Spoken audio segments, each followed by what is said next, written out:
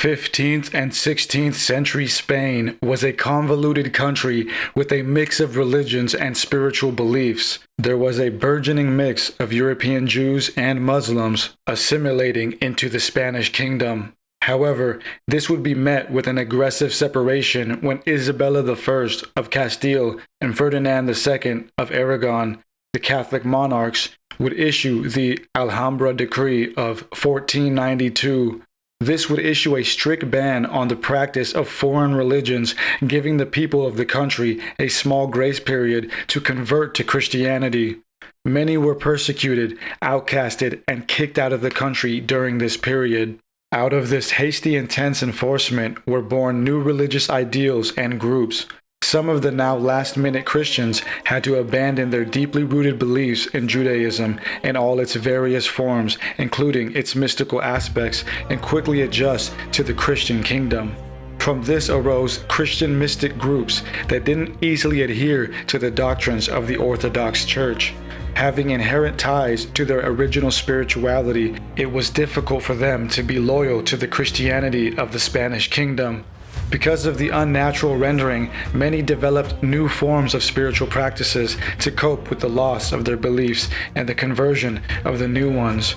It created an era of intellectual and spiritual renaissance that birthed new ideals. Among this bolstering era sprang up the Alumbrados, the illuminated or enlightened.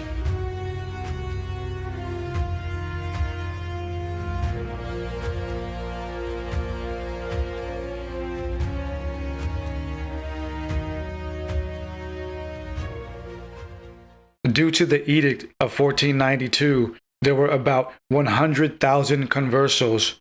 Within this mass of people were a mix of rich and poor. The common folk and mystics would later be influenced by some affluent leaders who took it upon themselves to issue passionate systems of belief during those trying times.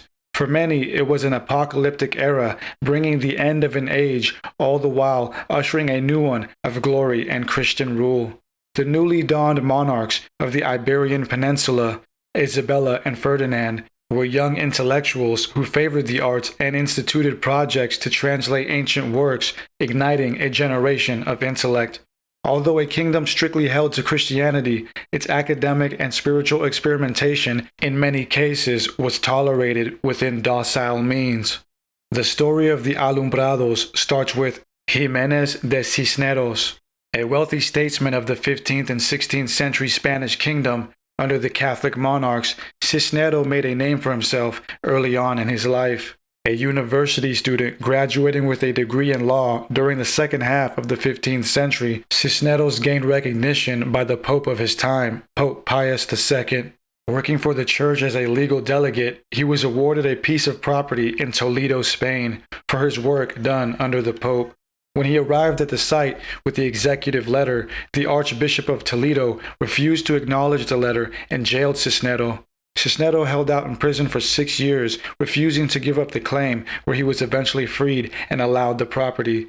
He immediately traded the property for another in Sigüenza, where he was met with more respect, being eventually appointed vicar general under the bishop there at Sigüenza. Amidst the conversion of the infidels to Christianity, there was initiated a fierce and horrendous inquisition. The kingdom, under Isabella and Ferdinand, sought out to interrogate and punish any Christians who still practiced their prior religion. A man with much under his resume, Cisneros was eventually appointed to be head confessor of Isabella's inquisitional court. He would continue to rise within the municipalities as an accomplished man of the state. Feared by many, he was not a libertine but a conservative loyalist. However, he did respect academia, and because of this, there flourished a renaissance of education. In his later years, after he became Archbishop of Toledo, he began a series of academic and religious reforms. He oversaw the institution of new universities, the reinstating of strict Catholic ordinances, and oversaw a special and impactful project that produced the Polyglot Bible. The Polyglot Bible contained the Old Testament with side-by-side translations in different languages. It contained the original Hebrew along with Aramaic, Latin, and Greek. His students also completed a New Testament version with Greek and Latin. The early several years of the 16th century consisted of a righteous cause for Cisneros. Around 70 years old, he organized the church army with the help of aging Queen Isabella to fight and drive back the Muslims situated in North Africa to expand the Christian kingdom. Appointed general of the campaign, Cisneros paid for his men's food, shelter, and arms, among more, out of his own pocket, off the strength of his passion for the mission. He and his men were successful, swooping the prized city of Oran in one day after overtaking two cities in previous battles. His personal biographer, Jimenez De Cisneros, recounts Cisneros' speech the day of as follows: "The Moors are ravaging our coast. They are dragging our children into slavery. They are disgracing our wives and daughters. They are insulting the name of Christ. For a long time now, you have longed to avenge these evils and crimes. The mothers of Spain, prostrate before the altars of God, have entreated the Most High to bless our undertaking. They are now anxious to see you return in triumph. In the eye of the mind, they see us breaking the chains of their captive children and restoring them once more to their loving arms. As for myself, I wish to be the first in facing every danger, for I have come here with the resolution to conquer or to die with you, which God forbid. After all, is there a better place for the priest of God than the battlefield, where soldiers are fighting for their country and religion?" Although he was tough and murderous towards heretics, he was remembered by his people as a Bible-loving leader who accompanied the public with day-to-day matters, giving away a portion of his wealth to those in need. What he did for the later mystics was instill a revival in religious fervor. A new attention to spiritual matters was heightened. Cisneros was said to spend most of his free time in his office deeply meditating on the Bible, immersing himself in its passages. It has been said by some scholars that Cisneros was lenient towards the growing movement of mysticism in his day. There were groups of people who would adhere to a hermit type of Christianity of intense meditation, some in the extreme leaving social life altogether to meditate and experience God in an almost psychedelic manner. Out of these spiritual ideals, the Alumbrados would soon fortify. In those early years of the 16th century, the first waves of mystics who were enthralled by the glorious Christian kingdom and its achievements were becoming fanatical about the intense world they lived in. Monks would preach and prophesy of a coming golden age. Cisneros' cousin, for one, who was the abbot of the monastery at Montserrat, authored a mystical book titled Ejercitatorio de la Vida Espiritual, Exercises for the Spiritual Life, based on a sort of ascetic way of life, as is detailed in Erica Rummel's authoritative book on the life of Cisneros, Jimenez De Cisneros, on the Threshold of Spain's Golden Age. Cisneros was known to encourage the publication of mystical literature. He commissioned a Spanish translation of St. John Climacus's Spiritual Ladder, a compendium of mysticism. Towards the last years of Cisneros' life, he was visited by many mystical fanatics who saw him as heralding a messianic age. Famous French philosopher and author Charles de Beauvais consulted with Cisneros prior to his winning of the Muslim battles, prophesying to Cisneros, saying that the Holy Lands would be regained within 12 years with the taking of Jerusalem as its climax. After Cisneros took over the North African cities of the Muslims, Beauvais sent a letter to Cisneros pushing him, saying, "You have taken the plow in your hand. Do not look back until the African groves are filled with the divine seed." Beauvais, like many others, saw Cardinal Cisneros as a spiritual figure ushering in a new age. Beloved and prolific historian in 20th century Spain, Melquiades Andreas Martin, wrote about this time period, saying that it was a decisive period in the development of our Spanish culture and our spirituality. Cisneros passed away in 1517, leaving Spain at the onset of a new age. Among that exciting and spiritually reviving time, the Alumbrados arose.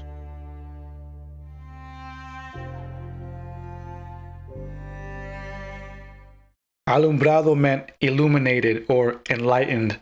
The term was first used in a letter from Friar Antonio de Pastrana to Cisneros in 1494. Pastrana was trying to warn Cisneros of the psychedelic conversos who were practicing a strange form of meditational Christianity. In the letter, he describes one alumbrado that he imprisoned as being a contemplative, religious, enlightened with the darkness of Satan. It is said that this deranged practitioner was making plans to impregnate a well-respected nun to bring forth a Messiah. Cisneros was sympathetic towards the apocalyptic and prophetic Christian mystics, for he himself felt a deep passion towards the esotericism of God's plan. The Alumbrados would be protected by Cisneros until his passing, in which afterwards they were held vulnerable by the raging Inquisition. The Alumbrados were one of several emerging groups of the time.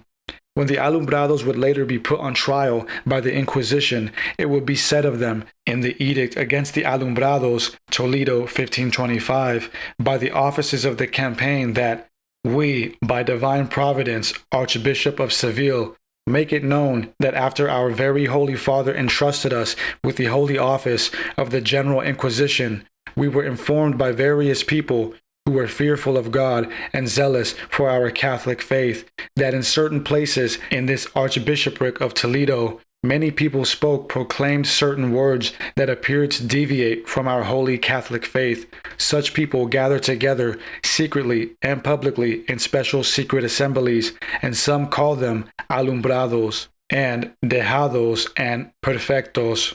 As we see here, there were different groups or terms for these mystics, one of them being the dejados, or abandoned, because of the simple and ascetic life that they led. Aside from this, they believed in a direct and personal relationship with the Bible, cutting out the church as mediator between the people and God. Among the mystics of Cisneros' time was another, the bizarre Melchor Cano. He is attributed as being the first alumbrado. Pulling from the extensive work on Spain's early 16th century religious reforms, John E. Longhurst's Luther's Ghost in Spain, we can learn some basics about Cano's life. Melchor spent his youth in England, studying and receiving his education. During those years, he had a revelation that set him off into a spiritual calling. After this, he felt it necessary to set off for North Africa, where he was to attempt to convert the Muslims to Christianity. He was a religious fanatic who viewed himself in high esteem, being on a spiritual mission appointed by God. The other friars were put off by him and saw him as outlandish.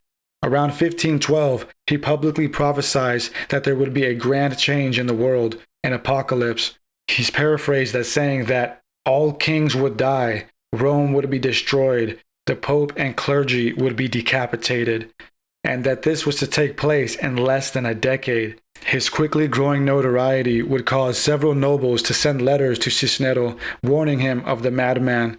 Like many other mystics and alumbrados, Cano believed that the world would convert to Christianity and that the Messiah was to return soon, bringing the seat of power back to Jerusalem. As Cisneros passed away and most of the prophecies were not entirely fulfilled, many of the pioneering mystics, such as Melchor, faded into obscurity.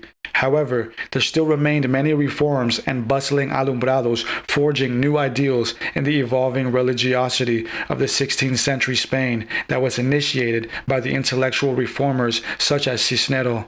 With sympathizers such as Cisneros who were spiritually tolerant towards the mystics out of the way, the Alumbrados faced stark scrutiny by the higher church and its growing Inquisition. What made the Alumbrado movement unique among the many cultish organizations like it during that time is that its community was founded by strong and influential women. Alastair Hamilton, English historian who wrote extensively on the Alumbrados, like many others, concluded that the movement was started under the guidance of Isabel de la Cruz. Isabel's teachings were formed during her time spent in Guadalajara under the patronage of an affluent intellectual, Juana de Valencia. Valencia belonged to a wealthy family, the Mendozas, who also played an important role in reviving art and alternative religious literature during those times. Isabel was a converso, meaning she was a Jewish Spaniard who had converted to Christianity. The Alumbrados were a sect of religious mystics who practiced a blend of Judaic, Christian, and philosophic systems. Much of their way of life and beliefs are made known to us due to the charges held against them still held in the documents of their trials during the Inquisition.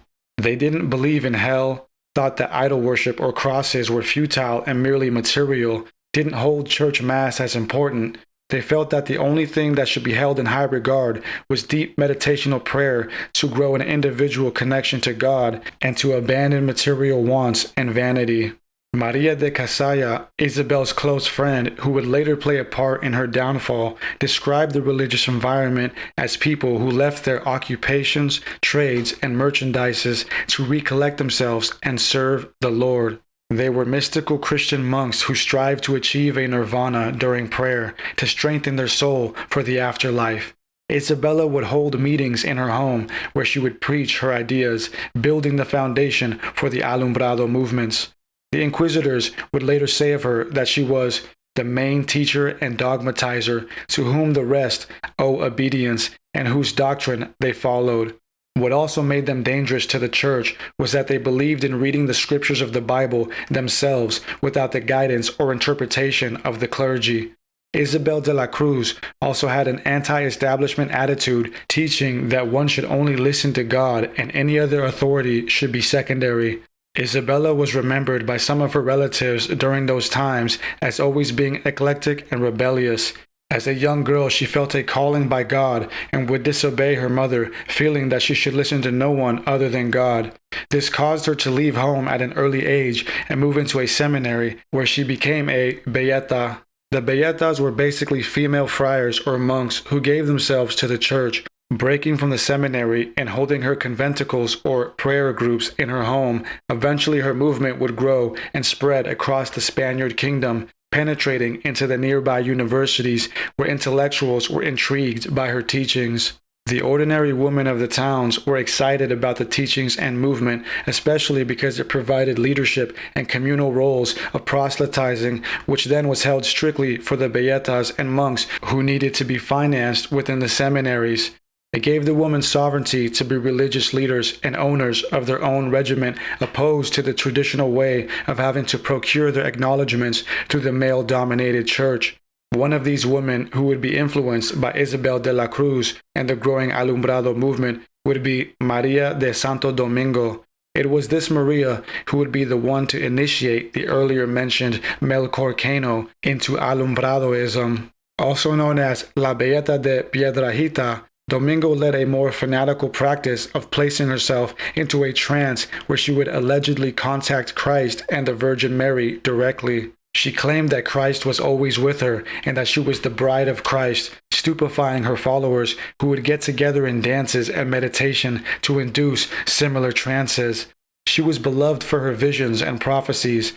Unlike the later misfortune of Isabel de la Cruz, Maria de Santo Domingo would be exonerated from the Inquisition. She was cherished by the church and protected by Cardinal Cisneros, for they believed that her teachings were closer in line with Catholic teachings about Christ and the end of the world. She gained many friends and connections within the towns and church, which would later prove to be a great defense against the Inquisition. One of the few existent pieces of Alumbrado literature available to us today is Domingo's Book of Prayer, in which she testified and presented that her methods were a part of a legitimate lineage of women within the church history who acquired similar revelations. This defense would prove satisfactory within the Inquisitional years. There would be many different characters throughout the early 16th century mystical revival of New Spain, both men and women. Another important person was Pedro Ruiz de Alcaraz. With a career as a small-time preacher for an affluent family, Alcaraz would develop some alumbrado tendencies, setting him apart from the orthodoxy, which would lead to debates and arguments within the household and town he was servicing. He gained some notoriety and success in his life, being a preacher and also an owner of an inn. Having learned of the new Alumbrado movement from converts, he became fond of Isabel de la Cruz and attended some of her seminars. They quickly became colleagues, and under Isabel's guidance, Alcaraz's influence grew stronger as a mystic. He was later awarded a position as a bookkeeper and preacher for the court of Escalona, under Don Diego Lopez Pacheco. There he held meetings, entertaining the affluent locals such as the governor and his wife, preaching his ideas on Alumbradoism. Later, when the leaders of the movement would be persecuted, it would be through the transcription of Alcaraz's trial where much of what we know about the movement and their claims would come from. Isabel and Alcaraz were seen as saints among their followers, and although they taught that people should view themselves in a worthlessness below God to which they should prostrate and give all glory, they thought highly of themselves, even comparing themselves to St. Paul, even suggesting that they had reached higher states of revelatory understanding than the former apostles. Eventually, the whole order would be thrown into legal scrutiny when internal turmoil would turn members against each other. One of Isabel's early students and colleagues, Mary Jimenez, who also worked with Isabel de la Cruz in the Valencia family palace, would later on throw Isabel under the bus. Together they grew the order, procuring more women. Upon her popularity, Jimenez grew intimate with a priest, Hernando Diaz, which was seen as illicit by the other members, including Isabel. She was outcasted and shamed by the group. Jimenez left the group with Diaz, fleeing to other parts of Spain. Motivated by envy and resentment, in 1519, Jimenez met with the Office of Inquisition in Toledo to confess against Isabel de la Cruz and her teachings. She referred to a book that de la Cruz apparently put together with her doctrines, however, it has never been found. Among the things she accused Isabel of was the denial of hell. The church dismissed the then vague claims against Isabel. When her popularity and influence grew extensively over the years, obviously making an impact on the people, the church reopened the case. The church issued what is now known as the Edict of Toledo, or Edict of Faith, against the Alumbrados in 1524, outlining the charges against the broad group of mystics who fell under the category of Illuminist. Some of the accusations against the Alumbrado were the rejection of church rituals, believing that salvation didn't require the church as intermediaries, the denouncement of idol veneration, and the preference of mental prayer over oral prayer. Isabel and Alcaraz were arrested in 1524. They faced a few trials where their cases were heard, causing different reactions. Some of the judges felt they should be tortured or burned alive. Some were more sympathetic. A well-respected theologian and scholar within the university circles of Spain and judge, Juan de Ochoa, said of the two that it would be great nonsense to condemn the disciple and save the teacher, referring to Isabel as the teacher and Alcaraz as the disciple. Both were tried and sentenced at first to a life in prison. They were later released about a decade later, but not permitted to leave their city. That was the end for the Alumbrados of Isabel and her colleagues. However, as history has shown, mystic groups would continue to rise and fall at the behest of the Inquisition. The church became more focused on the issue of Lutheranism and the major impact it was having on the Christian world. The church would use the term alumbrado as a general term to attack those with Protestant tendencies. The Jesuit order would also later be attacked and accused of practicing alumbradoism.